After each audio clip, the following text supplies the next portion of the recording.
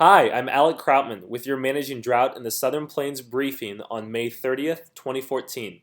These briefings are brought to you by the Southern Climate Impacts Planning Program in association with NOAA, the National Integrated Drought Information System, and the National Drought Mitigation Center.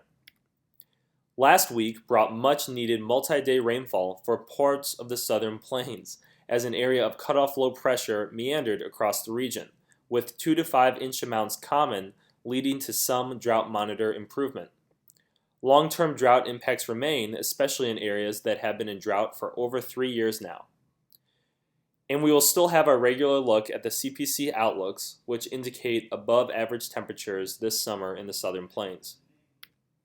On the most recent US Drought Monitor map, you can see large areas of D2 severe drought or greater located across the High Plains, western Oklahoma, Texas, into the southwest, the Great Basin, and over to the west coast.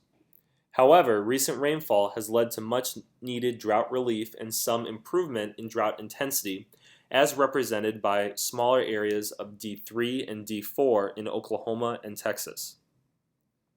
Most of the Oklahoma and Texas Panhandle region has experienced over 3 years of long-term drought, so much more regular and widespread rainfall is needed for further improvement. Now the drought monitor by region and a closer look at the improvements in the south. In central Texas, the Texas Panhandle, and parts of Oklahoma, the drought classification has improved by 1 level, where the heaviest rains fell last week.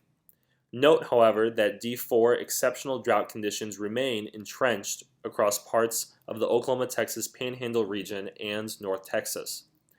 In the west, conditions have not changed much this week, with severe drought conditions still widespread.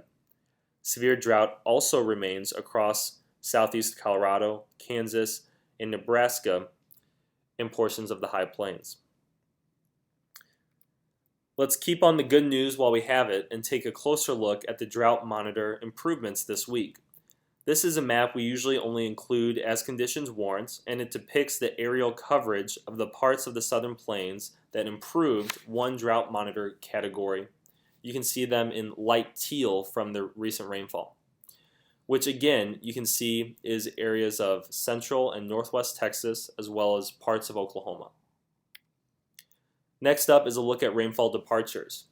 You can see the recent rains represented in the percent of normal precipitation over the past 14 days, with areas of western Oklahoma, West Texas, Central Texas, and New Mexico all above normal.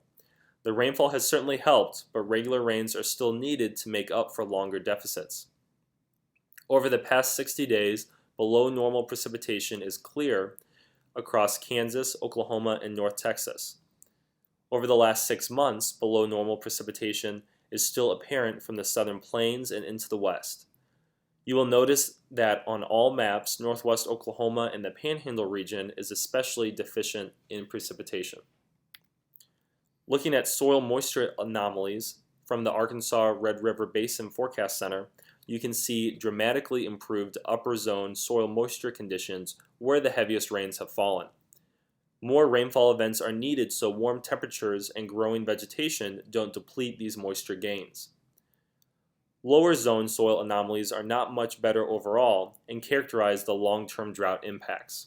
The red colors represent anomalies less than 50% of normal.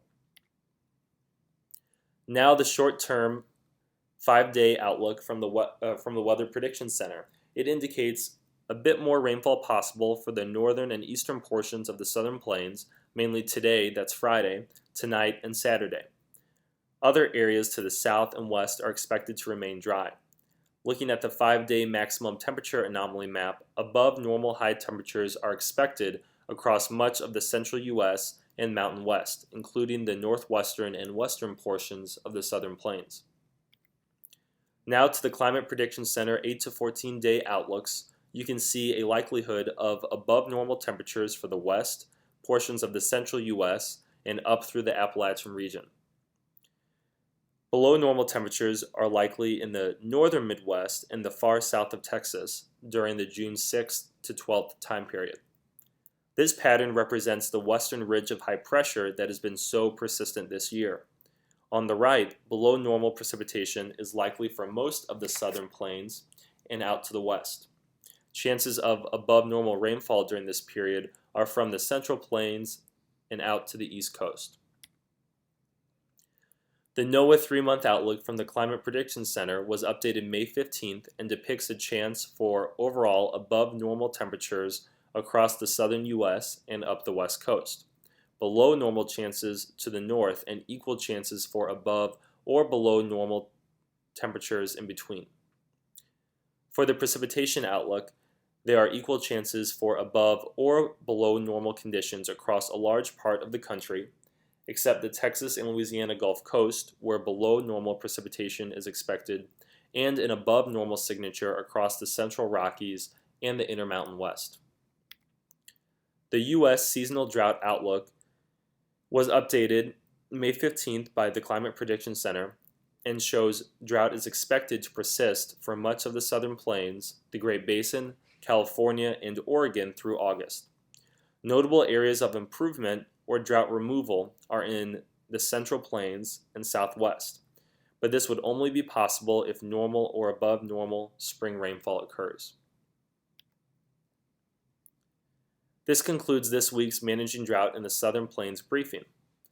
See this list of resources for more information and visit the SCIP website at southernclimate.org if you would like to register for future webinars. Thank you for listening and have a great day.